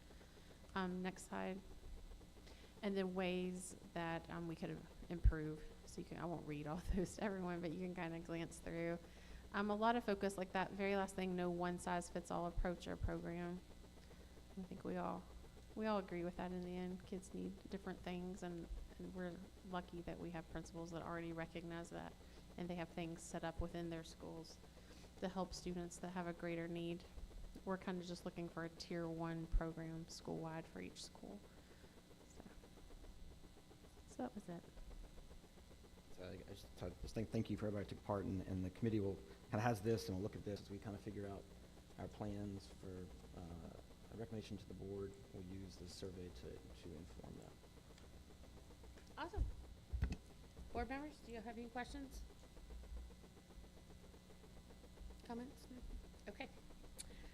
All right, we are up for our annual review of the crisis plan, and I think Mr. Eames is going to come up and share with us what he's been working on. As he's coming to the stage, I think this kind of ties into public comment. It's good for folks to know that Mr. Eames is our employee that takes our students to court when there's issues with truancy. So he actually does go to court quite often to deal with that. So. Yeah, so I work closely with the principals on chronic absenteeism. It's tough. It's, I do a lot of webinars with the state, and we're already doing a lot of the things they suggest. But the thing to remember too is chronic absenteeism is not just a Madison problem. This is a statewide problem ever since the COVID pandemic. I mean, it's not just us, but we're working with it. And it's not easy to take a family to court. The court does not want to see families in court for absenteeism, especially chronic absenteeism. Truancy is different. If it's unexcused, those guidelines we follow. Chronic absenteeism, the kids could have 30 doctor's notes. And I think it was said earlier, it's easy to get a doctor's note now. That's definitely true, because I deal with this on a daily basis, and most doctor's appointments that parents are using are like online, like webinar type doctor telehealth, and they send them a note, they email a note, they bring it in. It's not much we can do with that other than try to change the parent's mindset. But, you know, and like Mrs. Graham said, you know, everybody told everybody to stay home when you were sick, so, and it's kind of bled over. But it's not just a Madison problem. Don't think it's just a Madison problem. This is a statewide problem. But anyway, to the crisis plan, we update that every year. So we, during the summer, we work on updating all of our personnel in the crisis manual, and also any safety additions or subtractions that we may do. We collaborate with the sheriff's office when we do our safety plans. All that is completed for this year. I can't go into a lot of detail about safety issues in school. That's, you know, we did meet in closed session. But this plan is updated, and I would like for you guys to approve it, so we can continue with all the new safety additions that we have. I think our schools, and this is coming from other districts, when I talk to teachers that come, they all say that we are one of the safest schools they've ever been in. Not saying stuff can't happen, but I think we are prepared as best we can be, and we're always looking to improve that each year. So, and going with that aspect is this year, there is a national and a state issue with human trafficking, and I think, you know, you might not see it as much here in Madison, not saying it's not here, but statewide it is increasing. So we wanted to work with some organizations to train our staff on what to look for with human trafficking. So we do have a professional development day coming up October 23rd that our staff will be trained that for 2 hours on how to notice the signs and symptoms of potential children with human trafficking. So that's coming up in October, so we're excited about that, so our staff can be trained on that. That's pretty much all I have, unless you have any questions. Any questions? Board? I don't have a question, but I just want to say you and the people that are helping you have done so much that you can't talk about to keep these children safe in these schools. And if the public knew, they'd be coming down here and patting you on the back. So I want everyone to know that the work behind the scenes, if they just knew everything that was going on, it'd be much, much appreciated, and I know that I am. Thank you. I concur. Thanks.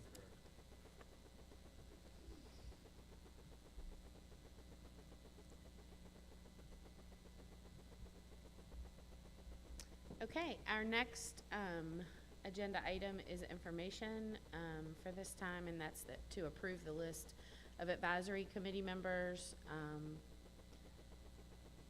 Are we approving this, or is it information this time? It's just information It's this just time. There's information, actually a okay. couple corrections that we'll be making.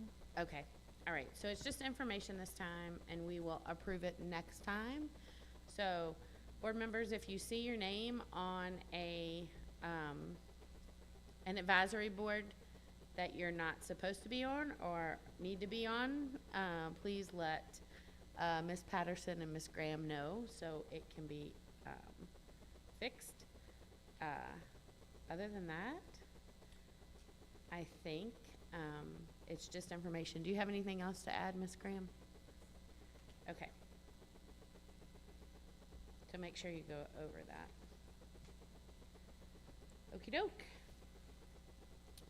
So we have 3 items to approve tonight. The first one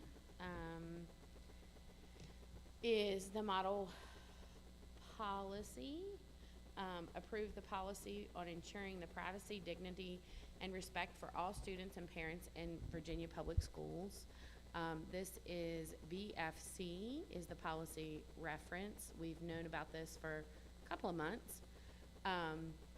And I'm just going to read a little bit of background information, and then I will open the floor for a motion. So it is the responsibility of the school board to adopt policies for governing schools. According to Board Policy BFC, policy adoption, policy is a basic statement in the intent of the school board, which creates rights and responsibilities for the conduct of the school division's business. Being of a dynamic nature, policies are subject to revision by the school board. Regulation is the manner or method of implementation of the policy by the superintendent and staff, subject to change as conditions and/or circumstances may dictate. As it states in policy, all regulations for implementation of the policies shall be developed by or through the superintendent. They shall be presented to the school board as information items unless the school board informs the superintendent that it wants to act on a specific regulation. State Superintendent Dr. Lisa Coons sent the following superintendent's memo, number 139-23, on August the 25th of 2023. Attorney General released an official opinion regarding the final model policies on ensuring privacy, dignity, and respect for all students and parents in Virginia Public Schools, the 2023 model policies, which took effect on July 19th, 2023. In the opinion of the Attorney General concludes that the 2003 model policies fully comply with state and federal anti-discrimination laws, such as the Equal Protection Clause of the 14th Amendment, Title IX of the Education Amendments Act of 1972, and the Virginia Human Rights Act. The Attorney General's opinion makes clear school boards must adopt policies consistent with the 2023 model policies per the Code of Virginia 22.1-23.3. Further, the opinion confirms that the department had the authority to address athletics in the 2023 model policies. As such, school boards should review their policies to ensure consistency and amend or supplement to the extent any policies are inconsistent on critical topics such as athletics. As noted in Superintendent's Memo number 138-23, this requirement was codified in the statute and therefore the law of the land. Local school boards and their members that elect not to adopt policies consistent with those released by the department for the upcoming school year assume legal responsibility for non-compliance. Local school boards should consider the potential cost of civil litigation and or other associated liabilities in evaluating the consequences of their actions. So, having said that, the purpose is to approve the model policy, and we have had the model policy draft for a few times, so I'll open the floor for that motion to be made. I'll make a motion to approve the model policy as presented. We have a motion, we need a second. I will second. We have a motion and a second. Any further discussion? All in favor, please say aye. Aye. Any opposed, no. The policy is approved. The next policy that we have had access to for a little while as well is the new policy BDDL, and that's electronic participation in committee meetings from remote locations. I've been reading too long. I can't read anymore. Okay. So anybody have any questions about that, or would you like to read the background information on that? Because I'm not going to. I've read enough. Anything that you want us to know? Oh, let's see. It's a lot right there. 3 pages. It worth. is. I think it's. I'll read the Alan Gernhardt thing. Okay. Go for it. The Executive Director of the Virginia FOIA Council provided the following information regarding virtual committee meetings. This is in regards to, for instance, CIP meetings where it's Mrs. Graham. Mrs. Allen is a backup. Some meetings she comes to, but they're really simple to do online because Dr. Timmons, he lets us know, what's going on in the schools that needs repair, and then we are talking to Clay Jackson so that he can go bring it up in the Board of Supervisors meetings, and so we figure out, what we're going to do. We don't make any decisions there because it's just more information sharing. So And plus, I don't know if y'all can tell, but I don't get all excited about having a bunch of meetings anyway. So, if I can just get online at the house and sit in the meeting and if, you know, whatever we need to talk about so that we can move it forward to the next step, it makes it really easy. And when this policy was handed down, it sounded like they were saying that we couldn't have any virtual meetings, but then at the bottom there was a paragraph that said committee meetings were sort of not part of that. So anyhow, this is the quotations here of what he sent to us. While the limitations set forth in 2.23708.3 subgroup C would prevent a county board of supervisors or a school board from using all virtual public meetings, it does not prohibit a joint entity created by both boards from using all virtual public meetings. In other words, yes, the joint CIP committee can conduct electronic meetings as allowed under FOIA. Note that all virtual meetings are still limited in number and cannot be held consecutively, so some in-person meetings would still have to be held. Because all types of electronic meetings have specific meeting minute requirements, minutes would also be required. For general reference, see the electronic meetings guide. And then that is below that limited number of electronic meetings is outlined on page 11, number 9.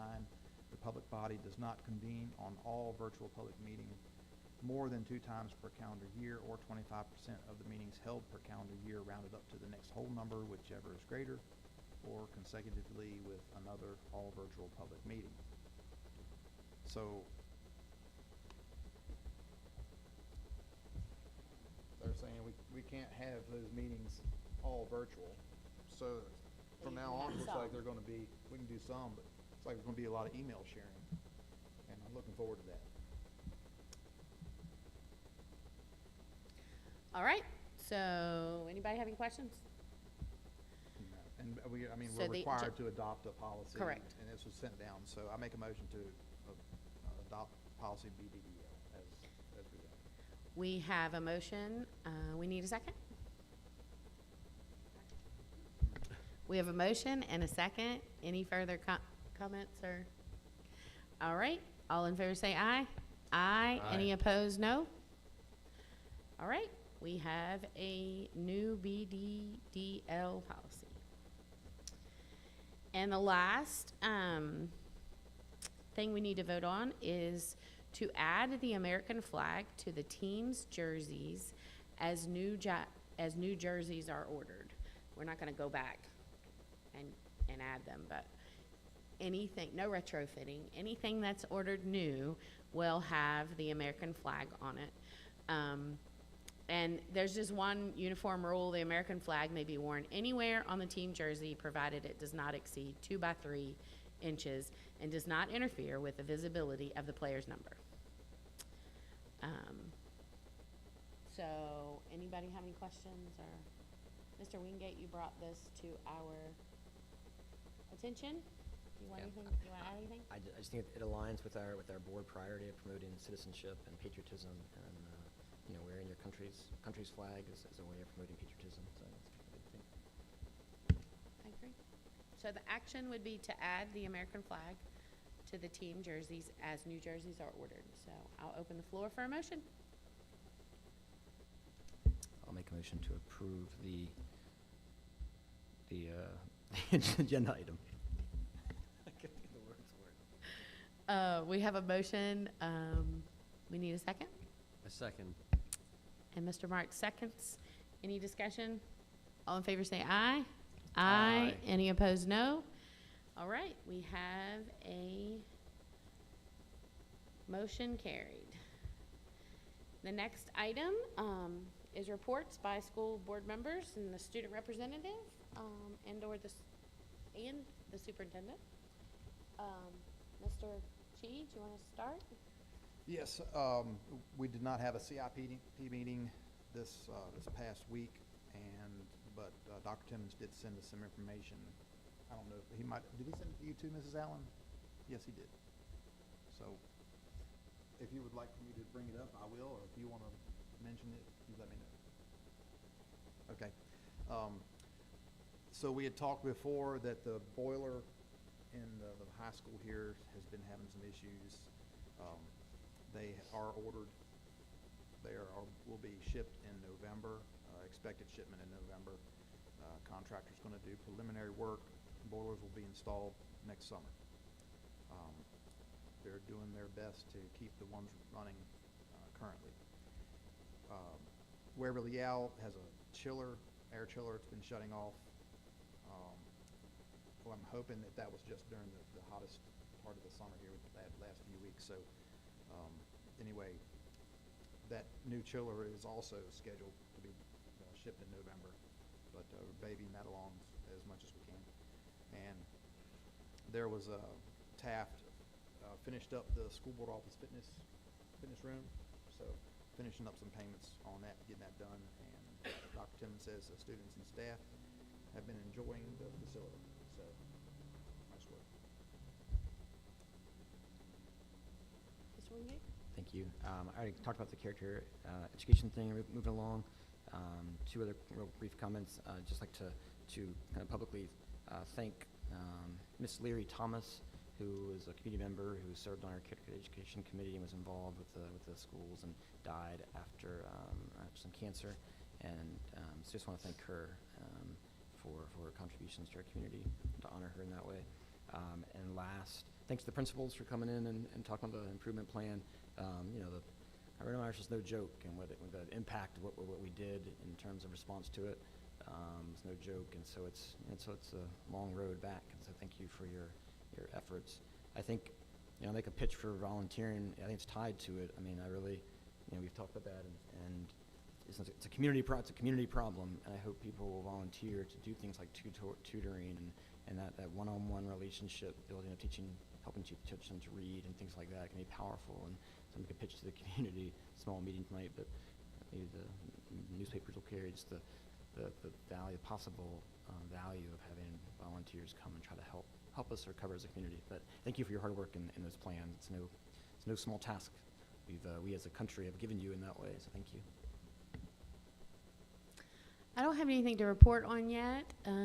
Prep board meeting is in a couple of weeks, and just excited that we're back at school and things are going well. And thank you all for everything that you do, and thank you all for coming to our meeting. So we appreciate you. Nothing to officially report, but to the principals, after watching the data pull up, just to piggyback on Mr. Wingate and reiterate, I think a lot of times when community sees stats and certain graphs and numbers, they don't understand that when a wall gets knocked down, it took like maybe 2 minutes to hit it with a crane, but it takes a whole crew and a lot of time to build it back up brick by brick and make it strong again. And you guys have done a phenomenal job of really trying to nose to the grind, find answers where there really weren't any to begin with, and in a very short amount of time have made some serious progress. And I think that's very encouraging and awesome in our community. And I know for one, I appreciate it with my kids being in the school system. That's tremendous, and I can't tell you how much I appreciate you for that and the great job that you and your staff are doing. And Mr. Pointer, with such a deep bench, it was tremendous to see that one of your strengths, you listed as one of the goals that you're still trying to attack. And that speaks volumes for what's going on at the primary level, which is where everything begins and makes Andrea's job easier all the way up to Ms. Wyndham. So that's awesome. We appreciate you for that. And if Ms. Wyndham was here, I would love to inform her one of our wonderful soccer players was actually out at the Cricklersville School this week doing a research project and interviewing all of the wonderful people who are descendants from the Shenandoah Park that was cleared out in the early part of the late century there. And he has absolutely no roots here in the community. He is as we would call, like a transplant or a come to Madison. And he has embraced a large amount of that heritage and was so enamored with all the people he got to talk to and had a tremendous board. And I had the privilege of sitting and talking to him for a little bit. And it just speaks volumes of what type of culture is getting brewed in through Madison County. And I think it's tremendous. And I thank you guys for that. And I have a couple of things to report, but more than anything, while I can look you in the face to tell you I appreciate how much work you do, I also know the blood, sweat, and tears that goes into trying to make improvements. And I think sometimes we all just want to take a deep breath and go on with life. You guys are having to deal with things that have continued on beyond wearing a mask and the pandemic. And it's something that no one else has had to deal with. So I think it's admirable that you've come up with all the plans and you're optimistic and really looking forward to making those changes that will influence our kids in every way, whether it's coming to school or their academics. So thank you for putting all that work in, because it's work on the front end that will show results at the end. The other thing I wanted to tell you was I, on August the 24th, attended the Diversity, Opportunity, and Inclusion meeting. And one of the things that we did look at and take very seriously were the model policies, and we went over that with a fine-tooth comb and talked about concerns that we had. And I do know there was one slight concern that was brought to our attention. I think specifically, the policy was changed just a little bit, but I think it made it a lot, in their minds, a lot better, because it didn't soften it any. It just put something in there that what ifs, and some of those what ifs are hard to predict. The other thing, I went to the Blue Ridge Governor's School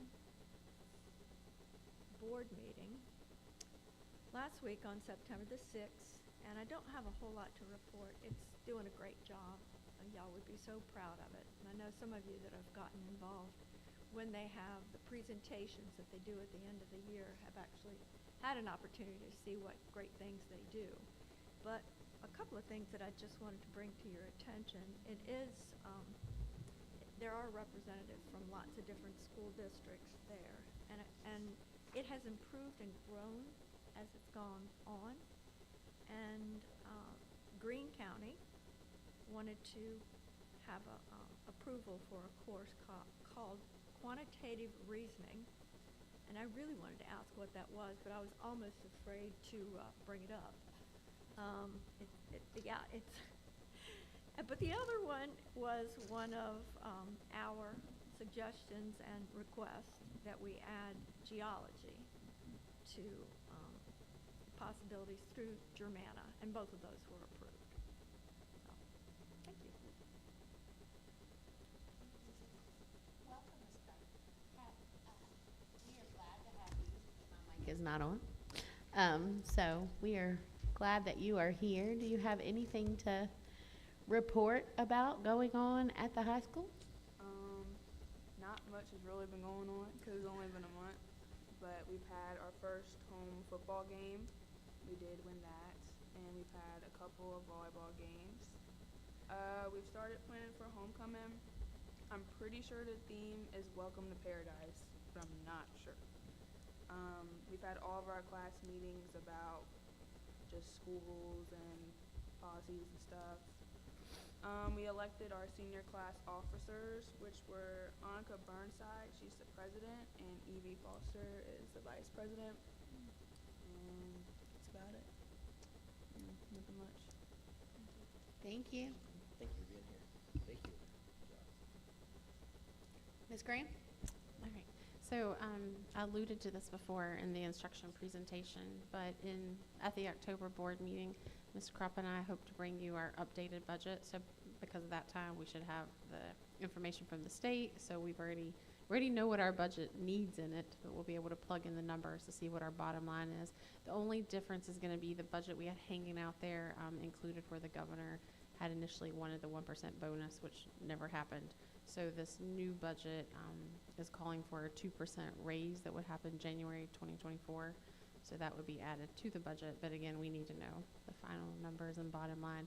And because of that, the county is well aware of that. So I received an email today from Jonathan Weekly, and he would like to do a meeting in October with myself, Ms. Kropp, and then specifically asked for, but you all can decide, Nita because you're chair and Mr. Wingate because you're vice chair. But if you guys need to switch that up, just let me know. But otherwise, I'll go ahead and work with Jonathan to schedule a meeting. But I would need to know from the two of you some good times to suggest.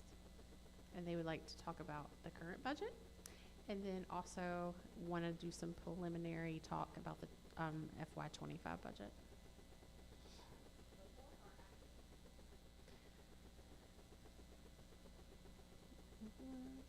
He didn't really specify. He just said October. It would help us if it's a little later on, because I would prefer to go to that meeting knowing exactly what we're dealing with for this current budget that we're in. I don't want to go with what ifs for that situation, so.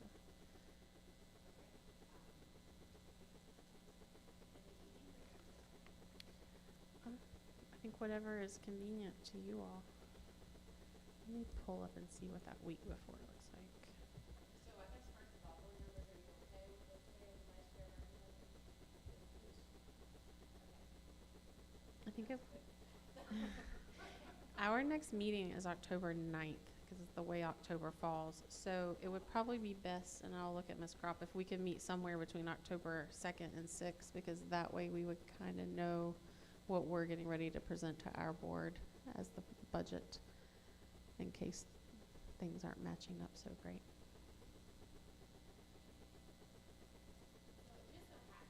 Mhm.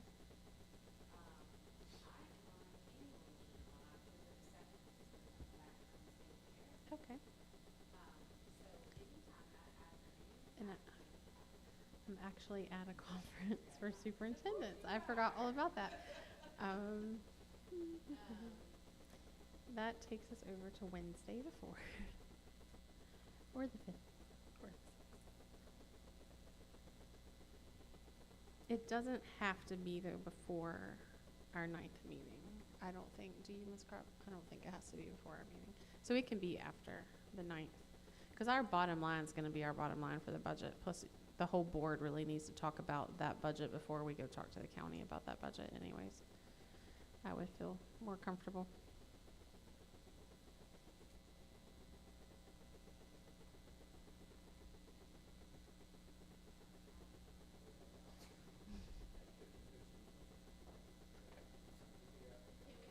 Yeah, you all figure it out and send me a couple days, and then I'll send it to them. Anytime after the 10th. Yeah, as I think through that. Mm-hmm. Or the 10th and on.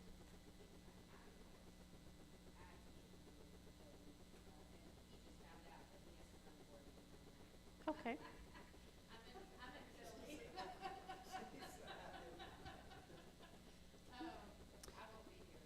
The week of the 16th or 23rd it is. That's okay. And again, the more important thing is that they want to do some preliminary discussions about FY25. So fitting it in, it's okay if it's toward the end of the month, because our budget is going to be our budget when we get these numbers. Not much back and forth.